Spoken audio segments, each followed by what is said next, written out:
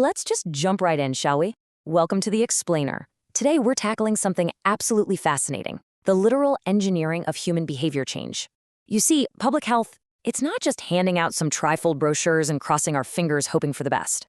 It's a complex, architectural process of designing interventions that actually inspire people to take action. But think about this for a second. Why is it so incredibly hard to just change our habits? Why is simply deciding, hey, I'm going to start running today, or I'm quitting smoking, almost never enough to actually make it stick? Well, we've all been there, right? We set a massive New Year's resolution, but statistically, nearly 80% of us fail by February. It's wild. Our intentions are absolutely fantastic, but a few weeks later, boom, we're right back to the old routines. There's this huge gap between knowing what's good for us and actually doing it. And bridging that gap, that is exactly what public health experts do every single day, using some really clever psychological and social models. Now, before we look at those specific models, let's quickly clear up some of the academic jargon. The word theory might sound a little intimidating, but honestly, it's just a systematic way of understanding a situation. Think of it as a blueprint for behavior. And constructs, those are just the core elements, the literal building blocks of that theory. They're the specific concepts we can actually measure in the real world, like how confident someone is or how risky they perceive a situation to be. Okay, so here's our game plan for today. First, we'll look at the blueprint of behavior. Then, we'll zoom in on individual minds with the health belief model and the theory of planned behavior. Next, we'll map out the stages of change. From there, we'll zoom out to social influence with cognitive theory, and then go even bigger to see how ideas spread across whole communities with diffusion theory. Finally, we'll wrap it all up with engineering better health.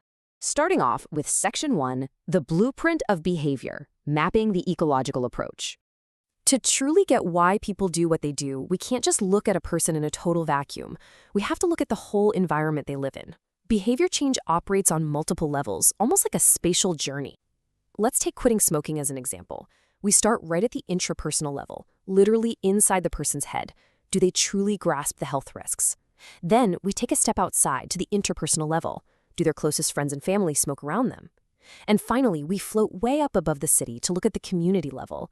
Are there super high taxes on cigarettes or strict indoor smoking bans? You really can't successfully shift a whole population's behavior without attacking it from all of these different angles. Moving on to Section 2, individual minds. Let's get inside the decision process. Okay, so we're going inside the mind to see how our internal calculations drive our actions.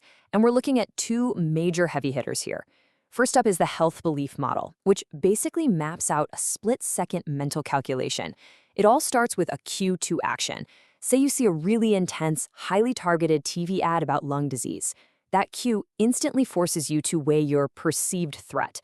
You immediately ask yourself, wait, am I susceptible to this? And if I get it, how bad is it going to be? Then you weigh the perceived benefits of taking action against the perceived barriers. So if the long-term benefits of quitting smoking completely outweigh the barriers, like those awful withdrawal cravings or the temporary stress, and you believe you can actually pull it off, that's when you change. It's just a constant internal scale of threat versus cost. Another amazing tool at this individual level is the theory of planned behavior. This one argues that our behavior is ultimately driven by our intention. But what actually drives that intention? Well, it's three distinct things. Think about trying to start a new 5 a.m. gym routine. First is your attitude toward the behavior, like, do you personally value being fit and strong? Second, subjective norms. Are your friends hyping you up, or are they mocking you for going to bed early? And finally, perceived behavioral control. Can you afford the gym membership, and do you actually know how to use the equipment confidently? When all three of those forces align, great attitude, supportive friends, feeling totally in control, your intention to act just skyrockets. Which brings us to Section 3, stages of change, the journey of habit. Now, as you probably know, behavior change isn't just an overnight switch where you suddenly wake up with a totally new lifestyle. It is a journey. And this is where the trans-theoretical model comes in, outlining a gradual continuum of 5 really distinct stages. Stage 1 is pre-contemplation. You have literally zero intention of changing. Maybe you're even in total denial. Stage 2 is contemplation. You're finally weighing the pros and cons, thinking about making a change in the next 6 months. Stage 3, preparation. You intend to take action in the next 30 days, and you're taking little baby steps. Now we slow down. Stage 4 is action. You've overtly changed your behavior, and you've been putting in the hard work for under 6 months. And lastly, Stage 5 is maintenance. You've sustained the change for over 6 months, working diligently to prevent a relapse. Knowing exactly where someone is on this timeline is a game changer because it lets public health pros deliver the perfect message at the exact right time. Section 4. Social influence. Learning from others. The thing is, we don't make decisions in a bubble.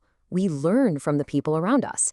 That's the core of social cognitive theory, which brings us to a foundational concept called reciprocal determinism. Let's demystify that heavy term real quick. It basically just means there's a dynamic three-way street. Your personal factors, your actual behavior, and your environment are continuously influencing each other in this endless loop. You aren't just a product of your environment, you actively shape your environment, and in turn, it shapes you right back.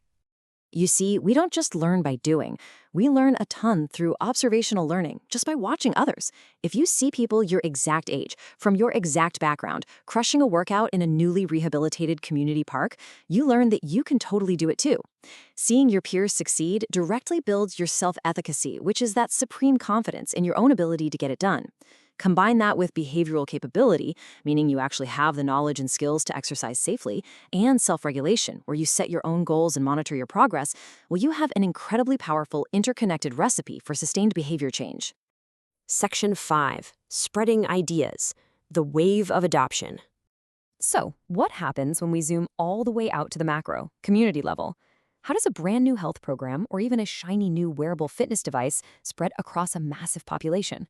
Well, diffusion of innovations theory maps out this wave of adoption on a bell curve, grouping people into 5 categories. First, you've got the innovators. That's just 2 to 3% of the population. They're venturesome. They want to try the newest thing immediately. Next are the early adopters at 14%. These are the opinion leaders who wait just long enough to make sure it actually works before jumping in. Then we hit the massive middle, the early majority and late majority, making up 34% each. The early majority needs a little external motivation, while the late majority is highly skeptical. Finally, the laggards at 16%. These are the folks who still might be holding onto an old flip phone, completely suspicious of anything new. So, I have to ask, when a brand new health app drops, which category do you fall into? Identifying these groups is absolutely crucial, because you're obviously going to market to an early adopter way differently than you talk to the late majority. And finally, Section 6, Engineering Better Health, the big picture. When you combine everything we've talked about, from those individual mental calculations in the health belief model to the peer learning of social cognitive theory, all the way to the community waves of diffusion theory, you finally get the big picture, social capital. Now, social capital has nothing to do with money. It is a collective community asset built entirely on networks, trust, and norms of reciprocity. When a community has high social capital, it acts as the ultimate fertile soil. It creates this amazing environment where trust is so high that health interventions at the individual and interpersonal levels actually take root and succeed. You're basically engineering an environment where the healthy choice naturally becomes the easy choice. So, I really want to leave you with this provocative thought as we wrap up this explainer. Think about your own perceived behavioral control for a second. When you look at your daily routines, what you eat, how much you move, the health choices you make every single day, how much of your behavior is truly in your conscious control, and how much is silently engineered by the environment and the social networks surrounding you? Understanding these theories, it isn't just about public health academics. It's about revealing the invisible forces guiding our very own lives every single day. Keep learning, keep analyzing, and I truly hope this gives you a whole new lens through which to view your habits.